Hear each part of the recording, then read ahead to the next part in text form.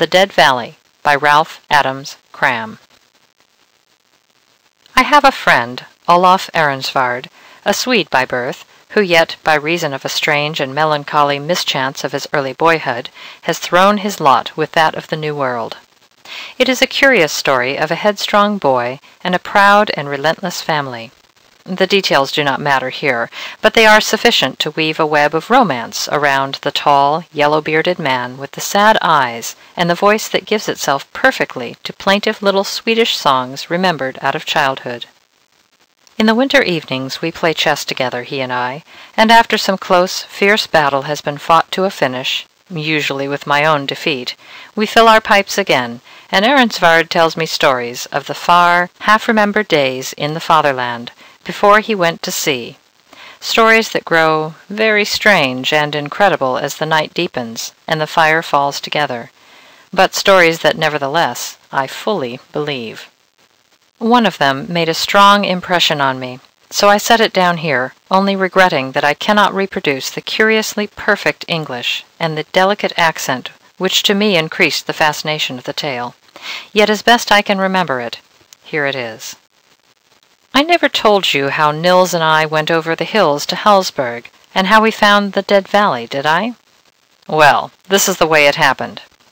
I must have been about 12 years old, and Nils Sjoberg, whose father's estate joined ours, was a few months younger.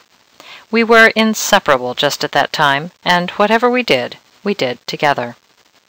Once a week it was market day in Ängelholm, and Nils and I went always there to see the strange sights that the market gathered from all the surrounding country.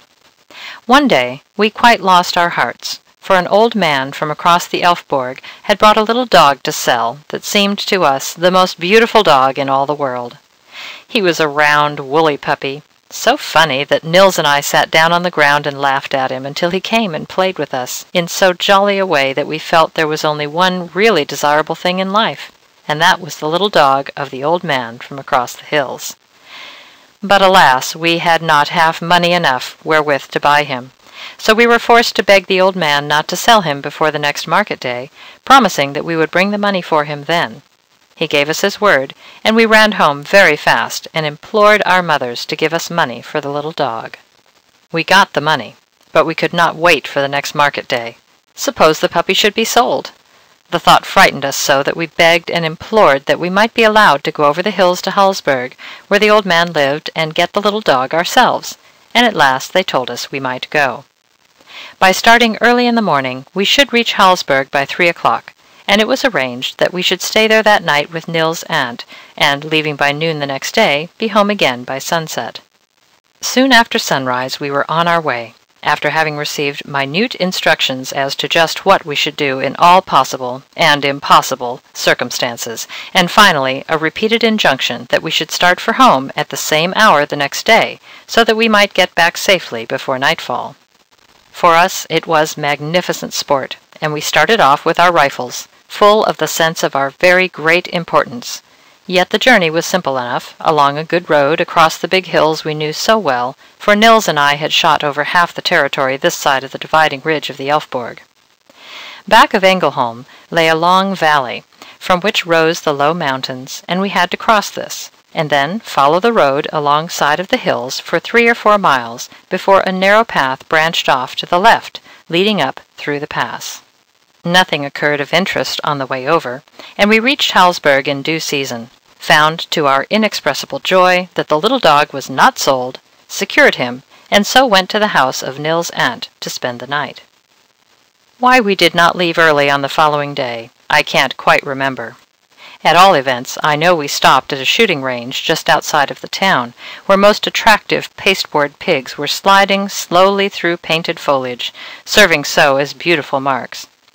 The result was that we did not get fairly started for home until afternoon, and as we found ourselves at last pushing up the side of the mountain with the sun dangerously near their summits, I think we were a little scared at the prospect of the examination and possible punishment that awaited us when we got home at midnight. Therefore we hurried as fast as possible up the mountain side, while the blue dusk closed in about us, and the light died in the purple sky. At first we had talked hilariously, and the little dog had leaped ahead of us with the utmost joy. Latterly, however, a curious oppression came on us. We did not speak or even whistle, while the dog fell behind, following us with hesitation in every muscle. We had passed through the foothills and the low spurs of the mountains, and were almost at the top of the main range, when life seemed to go out of everything, leaving the world dead. So suddenly silent the forest became, so stagnant the air. Instinctively we halted to listen. Perfect silence. The crushing silence of deep forests at night, and more, for always, even in the most impenetrable fastness of the wooded mountains, is the multitudinous murmur of little lives, awakened by the darkness, exaggerated and intensified by the stillness of the air and the great dark. But here and now, the silence seemed unbroken even by the turn of a leaf, the movement of a twig, the note of night bird or insect. I could hear the blood beat through my veins, and the crushing of the grass under our feet as we advanced with hesitating steps sounded like the falling of trees. And the air was stagnant, dead. The atmosphere seemed to lie upon the body like the weight of sea on a diver who has ventured too far into its awful depths. What we usually call silence seems so only in relation to the din of ordinary experience. This was silence in the absolute, and it crushed the mind while it intensified the senses, bringing down the awful weight of inextinguishable fear. I know that Nils and I stared toward each other in abject terror, listening to our quick, heavy breathing that sounded to our acute senses like the fitful rush of waters. And the poor little dog we were leading justified our terror. The black oppression seemed to crush him even as it did us. He lay close on the ground, moaning feebly, and dragging himself painfully and slowly closer to Nils' feet. I think this exhibition of utter animal fear was the last touch, and must inevitably have blasted our reason, mine anyway. But just then, as we stood quaking on the bounds of madness, came a sound, so awful, so ghastly, so horrible, that it seemed to rouse us from the dead spell that was on us. In the depth of the silence came a cry, beginning as a low, sorrowful moan, rising to a tremulous shriek, culminating in a yell that seemed to tear the night in sunder and rend the world as by a cataclysm. So fearful was it that I could not believe it had actual existence. It passed previous experience, the powers of belief, and for a moment I thought it the result of my own animal terror, a hallucination born of tottering reason. A glance at Nils dispelled this thought in a flash. In the pale light of the high stars he was the embodiment of all possible human fear, quaking with an ague, his jaw fallen, his tongue out, his eyes protruding like those of a hanged man. Without a word we fled, the panic of fear giving us strength, and together, the little dog caught close in Nils' arms, we sped down the side of the cursed mountains. Anywhere, goal was of no account. We had but one impulse, to get away from that place. So, under the black trees and the far white stars that flashed through the still leaves overhead, we leaped down the mountainside, regardless of path or landmark, straight through the tangled underbrush, across mountain streams, through fens and copses, anywhere, so only that our course was downward. How long we ran thus I have no idea, but by and by the forest fell behind, and we found ourselves among the foothills, and fell exhausted on the dry, short grass, panting like tired dogs. It was lighter here in the open, and presently we looked around to see where we were, and how we were to strike out in order to find the path that would lead us home. We looked in vain for a familiar sign. Behind us rose the great wall of black forest on the flank of the mountain. Before us lay the undulating mounds of low foothills, unbroken by trees or rocks, and beyond only the fall of black sky, bright with multitudinous stars that turned its velvet depth to a luminous gray. As I remember, we did not speak to each other once. The terror was too heavy on us for that. But by and by we rose simultaneously and started out across the hills. Still the same silence, the same dead, motionless air that was at once sultry and chilling. A heavy heat struck through with an icy chill that felt almost like the burning of frozen steel. Still carrying the helpless dog, Nils pressed on through the hills, and I followed close behind. At last, in front of us, rose a slope of moor, touching the white stars. We climbed it wearily, reached the top, and found ourselves gazing down into a great, smooth valley, filled halfway to the brim with what? As far as the eye could see stretched a level plain of ashy white, faintly phosphorescent, a sea of velvet fog that lay like motionless water, or rather like a floor of alabaster, so dense did it appear, so seemingly capable of sustaining weight. If it were possible, I think that sea of dead white mist struck even greater terror into my soul than the heavy silence or the deadly cry, so ominous was it, so utterly unreal, so phantasmal, so impossible, as it lay there like a dead ocean under the steady stars. Yet through that mist we must go. There seemed no other way home, and shattered with abject fear, mad with the one desire to get back, we started down the slope to where the sea of milky mist ceased, sharp and distinct around the stems of the rough grass. I put one foot into the ghostly fog.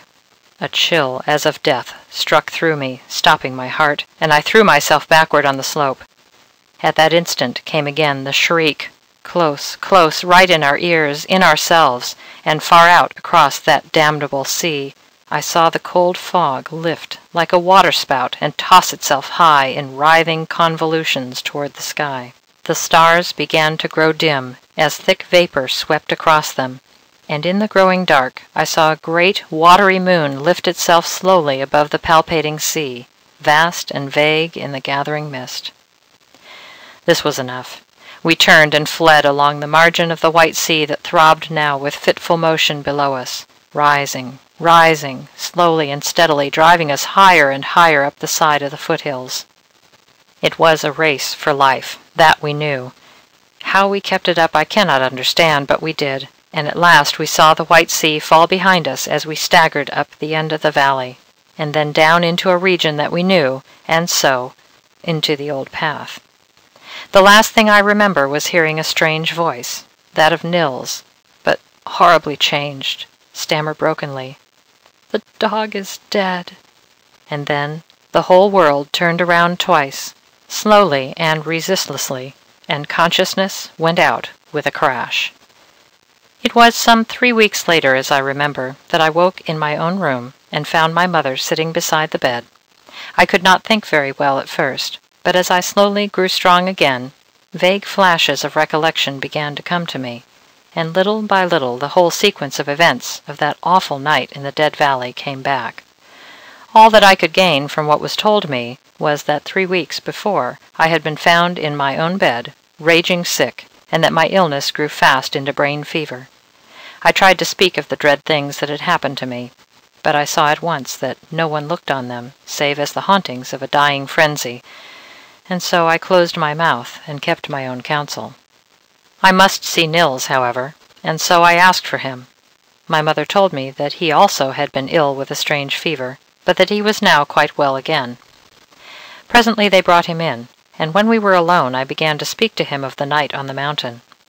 I shall never forget the shock that struck me down on my pillow when the boy denied everything, denied having gone with me, ever having heard the cry, having seen the valley, or feeling the deadly chill of the ghostly fog.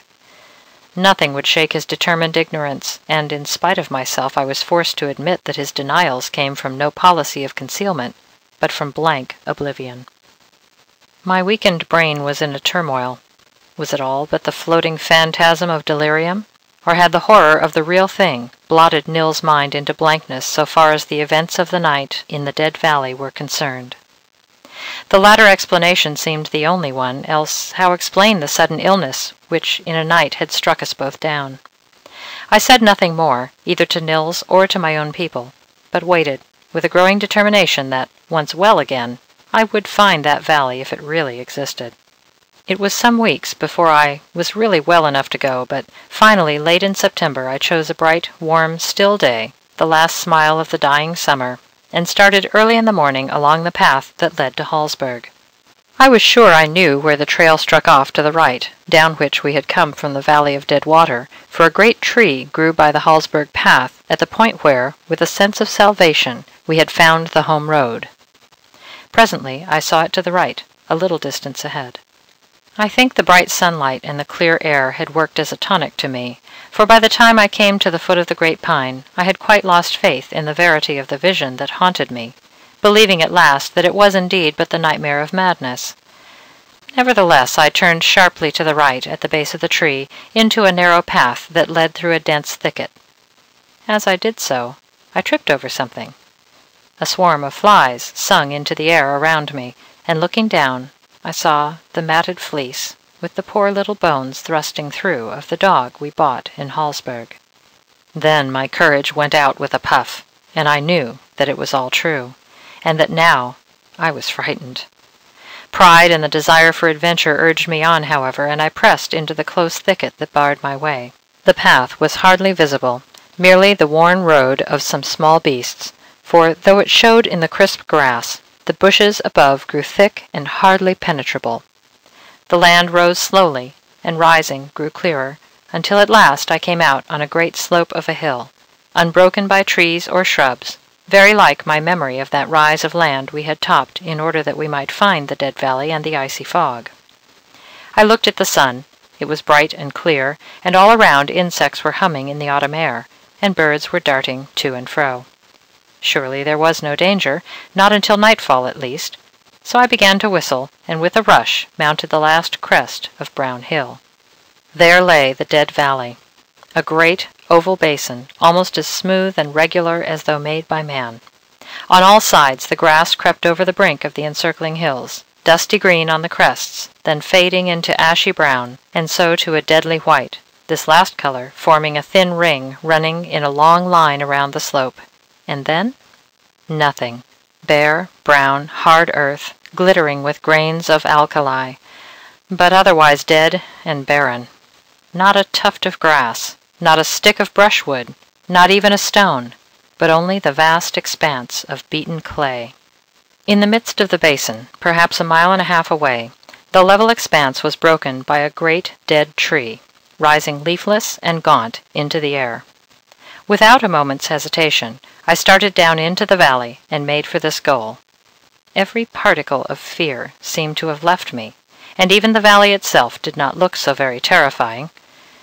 At all events, I was driven by an overwhelming curiosity, and there seemed to be but one thing in the world to do: to get to that tree. As I trudged along over the hard earth, I noticed that the multitudinous voices of birds and insects had died away. No bee or butterfly hovered through the air, no insects leaped or crept over the dull earth. The very air itself was stagnant. As I drew near the skeleton tree, I noticed the glint of sunlight on a kind of white mound around its roots, and I wondered curiously. It was not until I had come close that I saw its nature. All around the roots and barkless trunk was heaped a wilderness of little bones, tiny skulls of rodents and of birds, thousands of them, rising about the dead tree and streaming off for several yards in all directions, until the dreadful pile ended in isolated skulls and scattered skeletons. Here and there a larger bone appeared, the thigh of a sheep, the hooves of a horse, and to one side, grinning slowly, a human skull. I stood quite still, staring with all my eyes, when suddenly the dense silence was broken by a faint, forlorn cry high over my head. I looked up and saw a great falcon turning and sailing downward just over the tree. In a moment more she fell motionless on the bleaching bones. Horror struck me, and I rushed for home, my brain whirling, a strange numbness growing in me. I ran steadily on and on. At last I glanced up. Where was the rise of the hill? I looked around wildly. Close before me was the dead tree with its pile of bones. I had circled it round, and the valley wall was still a mile and a half away. I stood dazed and frozen. The sun was sinking, red and dull, towards the line of hills. In the east the dark was growing fast. Was there still time? Time. It was not that I wanted. It was will. My feet seemed clogged as in a nightmare. I could hardly drag them over the barren earth.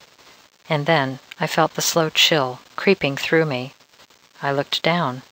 Out of the earth a thin mist was rising, collecting in little pools that grew ever larger until they joined here and there, their currents swirling slowly like thin blue smoke. The western hills halved the copper sun. When it was dark, I should hear that shriek again, and then I should die. I knew that, and with every remaining atom of will I staggered toward the red west through the writhing mist that crept clammily around my ankles, retarding my steps. And as I fought my way off from the tree, the horror grew, until at last I thought I was going to die. The silence pursued me like dumb ghosts. The still air held my breath. The hellish fog caught at my feet like cold hands. But I won, though not a moment too soon. As I crawled on my hands and knees up the brown slope, I heard far away and high in the air the cry that already had almost bereft me of reason. It was faint and vague, but unmistakable in its horrible intensity. I glanced behind. The fog was dense and pallid, heaving undulously up the brown slope. The sky was gold under the setting sun, but below was the ashy gray of death. I stood for a moment on the brink of this sea of hell, and then leaped down the slope. The sunset opened before me, the night closed behind, and as I crawled home, weak and tired, darkness shut down on the Dead Valley. End of The Dead Valley. Recording by Gail Seymour. For more recordings, visit my blog, The Voice of Gail, at gailseymour.blogspot.com. That's GAIL